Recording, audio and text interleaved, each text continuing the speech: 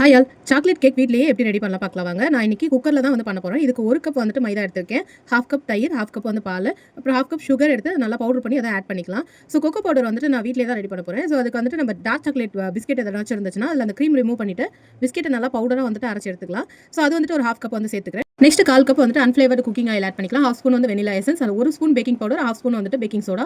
Baking powder, soda அப்படி ரெண்டுமே இல்லாதவங்க வந்துட்டு ஈனோ இருந்துச்சுன்னா அது ஒரு பாக்கெட், எந்த ஃப்ளேவராக இருந்தாலும் பரவாயில்ல, அது ஒரு பாக்கெட் வந்து ஆட் பண்ணிக்கோங்க சின்னது. ஸோ இது எல்லாமே நல்லா மிக்ஸ் பண்ணி ஓரமாக வச்சிடலாம். நான் வந்துட்டு இப்போ எந்த பாத்திரத்தில் வந்து நம்ம செய்ய போகிறோமோ அதை வந்துட்டு டஸ்ட் பண்ணி எடுத்துக்கலாம். அதாவது கொஞ்சமாக கீ அப்படி இல்லைனா பட்டர் வந்துட்டு நம்ம லைட்டாக தடவி விட்டுட்டு அதில் வந்து மைதா போட்டுட்டு நல்லா அதை டஸ்ட் பண்ணி எடுத்து ஓரமாக வச்சுக்கலாம். அண்ட் வந்துட்டு நான் இன்னைக்கு குக்கர் வந்துட்டு 10 மினிட்ஸ் வந்து ப்ரீஹீட் பண்ணியிருக்கேன். அதில் சால்ட் ஆட் பண்ணியிருக்கேன். அதில் ஒரு கப் வச்சுட்டு நம்ம எடுத்து வச்சிருக்கிற அந்த கேக் மிக்ஸையும் அது உள்ளே வச்சுக்கலாம். அந்த பாத்திரம் வந்து எப்பயுமே வந்து குக்கரில் வந்து டச் ஆகக்கூடாது, அதை பார்த்துக்கோங்க. குக்கரில் கேஸ் கட்டு விசில் வந்துட்டு போடாதீங்க. டோட்டலாக 50 மினிட்ஸ் வந்து லோ ஃப்ளேமில் வச்சு நம்ம பேக் பண்ணணும். ஃபர்ஸ்ட் 10 மினிட்ஸ் முடிஞ்ச உடனே நம்ம நட்ஸ் வந்துட்டு இதில் ட்ரை ரோஸ்ட் பண்ணி பொடி பண்ணி சேர்த்துக்கலாம். நெக்ஸ்ட் நம்ம பிஸ்கெட்டோட க்ரீம் கூட பட்டர் ஆட் பண்ணி டபுள் பாயில் மெத்தடில் நல்லா மெல்ட் பண்ணிக்கலாம். கேக் கார்னிஷ் பண்ணுறதுக்காக தான் இதை ரெடி பண்ணுறேன். ஸோ டோட்டலாக 50 மினிட்ஸ் முடிஞ்சதுக்கப்புறம் நம்ம நைஃப் விட்டு செக் பண்ணோம்னா நல்லா கேக் வந்துருச்சுன்னா அவ்வளோதான். ட்ரை பண்ணி பார்த்துட்டு எப்படி இருக்குன்னு கமெண்ட் பண்ணுங்கள். தேங்க்ஸ் ஃபார் வாட்சிங்.